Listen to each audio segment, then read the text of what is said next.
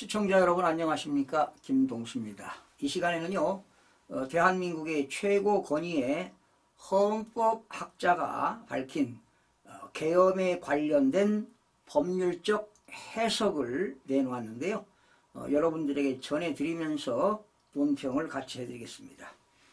이 내용은 중앙대학교 법학전문대학원 이인호 교수가 내놓은 자료가 되겠습니다. 윤석열 대통령의 느닷없는 계엄 발동 이후 정치 상황이 긴박하게 돌아가면서 국정이 혼돈 속으로 빠져들고 있다. 틀림없는 사실입니다. 지난 3일이죠. 3일 밤 10시 27분 비상계엄이 선포되었고 2시간 40분 만에 국회가 재적의원 190명 전원 찬성으로 비상계엄 해제를 결의했다. 이거는 헌법과 계엄법에 나온 것이기 때문에 대통령이 비상계엄을 해제한 것입니다. 이에 국회 경내로 진입했던 계엄군들이 즉각 퇴각했고 계엄 선포 후 6시간 만에 대통령이 계엄 해제를 선언했다. 그리고 7일 10시 오전 10시 대통령은 담화를 통해 계엄 선포에 대해 국민에게 사과하면서 2차 계엄은 없으며 임기 포함 앞으로의 전국 안정 방안을 우리 국민의힘 당과 일임하겠다고 밝혔다. 당일 밤 9시경 국회에서 발의된 탄핵 소추안이 국회의원 200명 이상의 찬성을 얻지 못해서 부결이 되었다. 그날 원래 대통령을 탄핵하려면 재적의원 중에 200명 이상이 찬성을 해야 탄핵안이 가결되는 건데 역시 부결이 되었다.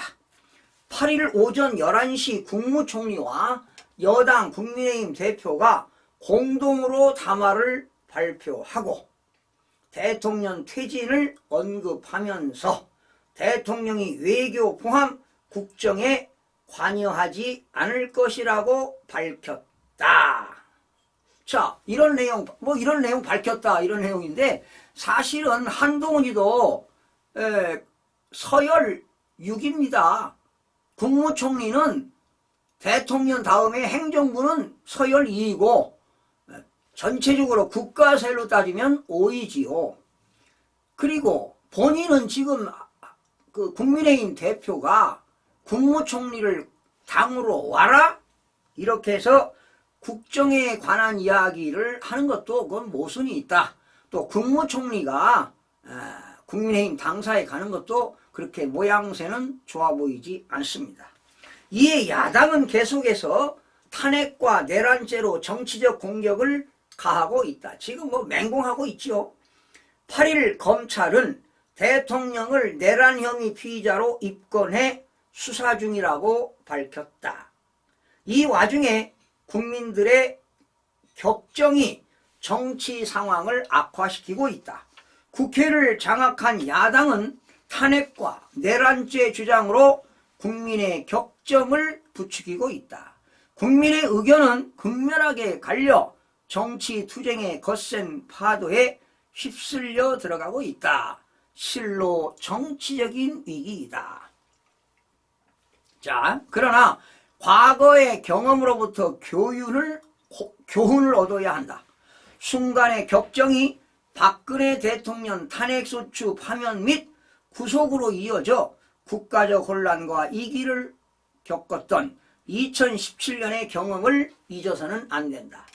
어떤 이유로든 주권자가 선택한 대통령의 직무정지 그리고 파면은 헌법의 규정과 절차에 따라 진행되어야 한다. 이 이야기는 헌법에 대통령의 임기가 5년이니까 임기 5년을 보장해야 되지 않나 이런 이야기로 들리고요. 실체 없는 내란죄 논란으로 국론이 분열되어서는 안 된다. 정치적 유불리를 떠나 헌법에 근거해서 작금의 정부 혼란에 따른 몇 가지를 냉정하게 분석해 본다. 요 이인호 교수가 말이죠. 헌법학자가 7가지를 제안했는데 제가 7가지를 여러분들에게 전하면서 논평해 드리겠습니다. 저도 이미 이 계엄에 관련된 것을 제 소견을 여러분들에게 말씀을 드린 바 있죠. 첫째입니다. 지금의 상황은 대통령과 국회, 정확히는 다수당인 야당, 국회가 서로의 헌법적 권한을 극한으로 끌어올려 서로 치고받는 난투를 벌이고 있는 정치투쟁의 상황이다. 뭐 틀린 얘기 아닙니다. 헌법투쟁이 아니며 헌법의 위기도 아니다.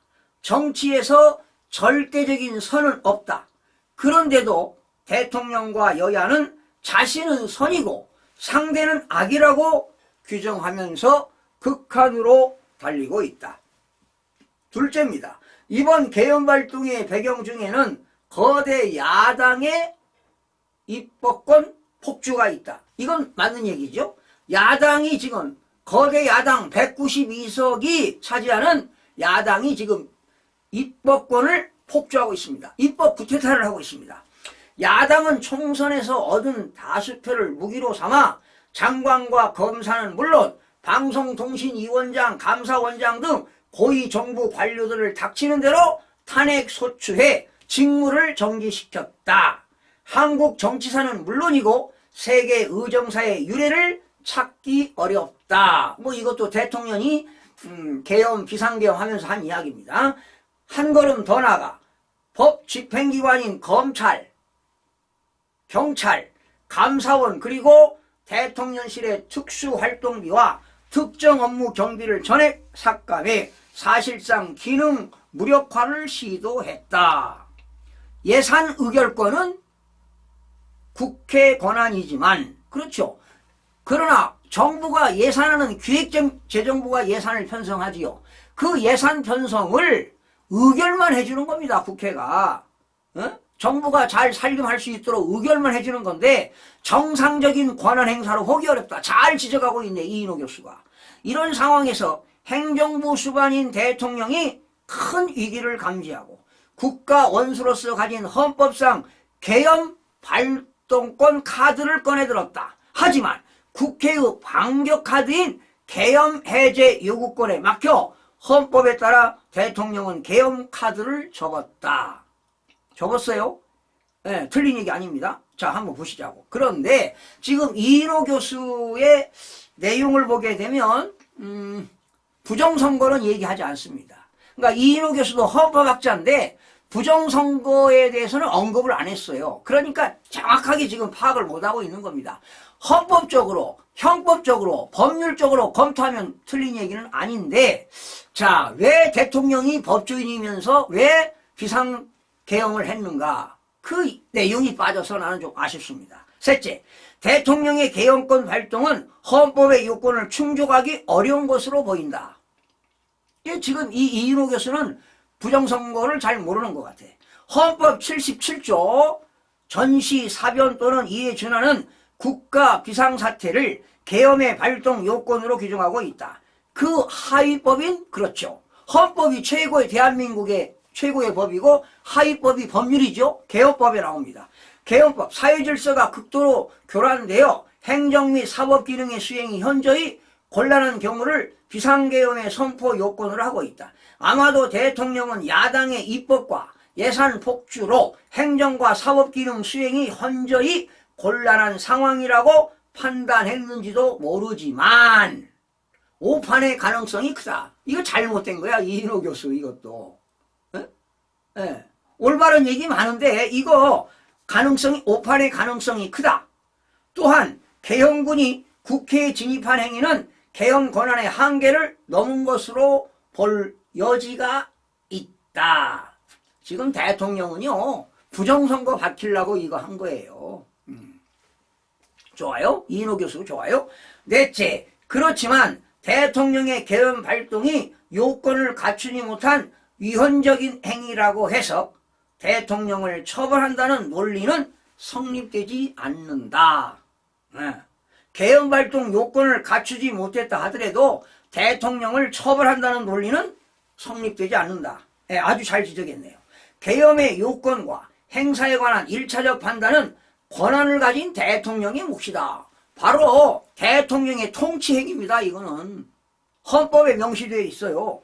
그 판단이 잘못된 것일 수도 있다. 다만 위헌성을 사후적으로 확인해서 권한행사를 무효로 돌리는 권한은 헌법재판소에 있다. 그러나 위헌 무효라고 해서 권한행위자를 처벌하지는 않는다. 많은 법률이 헌법재판소에 의해서 위헌 무효로 선언되었다고 해서 법률 제정 행위자를 처벌하지는 않는다. 위헌 확인의 효력은 그 권한 행사의 효력을 배제할 뿐이다. 만일 계엄 발동으로 대통령을 처벌해야 한다면 위헌 법률을 제정한, 그러면 왜 국회에서 계엄법을 만들었냐 하는 이 얘기 아니겠습니까? 위헌 법률을 제정한 국회의원들도 처벌받아야 할 것이다. 왜? 국회의원들이 계엄법을 만들었고 계엄법이 위헌 법률을 만들었잖아요.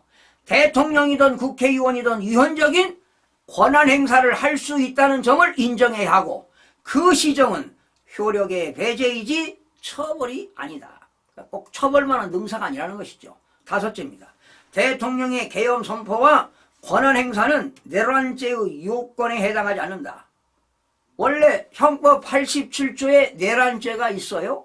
여기 교수가 써놨네. 내란죄는 대한민국의 영토 전부 또는 일부에서, 저도 이미 방송해드렸는데, 국가 권력을 배제하거나 그에 준하여 국헌을 문란하게 할 목적, 국헌 문란입니다. 폭동을 일으킨 행위다. 여러분, 폭동을 일으켰습니까?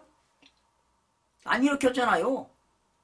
폭동이라는 건 어느 특정 지역을 제압해가지고 일으키는 게 폭동이죠.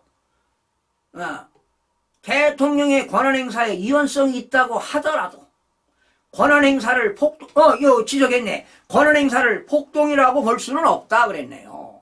잘 지적하셨어요.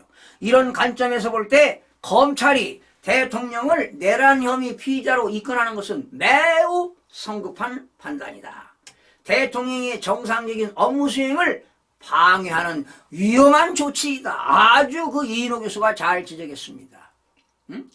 지금 말이죠. 언론에서 윤석열 대통령이 형법 87조에 의해서 내란죄가 성립된다고 하니까 그냥 언론과 경찰, 검찰, 공수처가 막 그냥 달라들고 있는데 이거 심각성이 있는 거예요.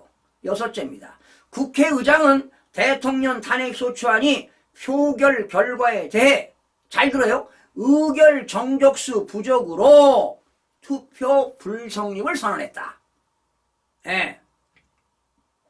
195명인가 했죠? 이는 꼼수이며 헌법과 국회법 위반이다. 국회의장이 탄핵소추안이 재적의원 과반수 발의로 표결에 들어갔고, 그렇죠, 150명이 과반 발의로 투표를 해서 200명 이상이 찬성을 해야 되거든요. 투표 결과 투표수가 총 195표로 헌법상의 의결 요건인 재적의원 3분의 2, 200표를 넘지 못하였다. 그렇다면 이거는 안건이 부결된 거예요. 안건이 부결된 거지 투표 불성립이 아니라는 것이지요. 바로 국회법 92조가 1사 부재의 원칙이 나오지요. 부결된 안건은 같은 회기 중에 다시 발의할 수 없다. 저도 이런 얘기 했습니다. 라고 못 받고 있다. 아주 이인호 교수님 훌륭하게 잘 지적했네요. 그런데도 야당은 탄핵소추안을 계속하겠다고 한다. 아주 잘 지적했습니다. 7번째, 대통령이 지난 7일 담화에서 전국 안정 방안을 여당에 일임하겠다고 한 것은 임기를 포함한 수습 방책을 마련해 달라는 취지로 읽어야 한다. 그렇죠. 그런데 한동훈이는 직무 정지시키겠다고 이 건방지게 말이야. 후배 검사 키워가지고 법무부 장관까지 시켜주니까 그따위로 행위를 해요? 수습체계의 이름인 것인지 국정 운영의 이름이 아니다. 수습체계 일환이지, 한동훈 씨. 헌법상 그럴 수도 없다. 예. 헌법에 있나요? 법률에? 현재 대통령의 권리나 유고 상태가 아닙니다. 현재 누구도 대통령의 권한을 대신할 수가 없습니다. 그런데 여당 대표가 대통령 퇴진을 언급하고 대통령이 국정에 관여하지 않을 것이라고 밝힌 것은 불필요하게 또 다른 헌법 논란을 일으킬 수 있어 큰 실수다. 이렇게 이인호 교수가 지적을 했네요. 이제 대통령이 직접적으로 나서서 사태를 수습해야 할 것으로 보입니다.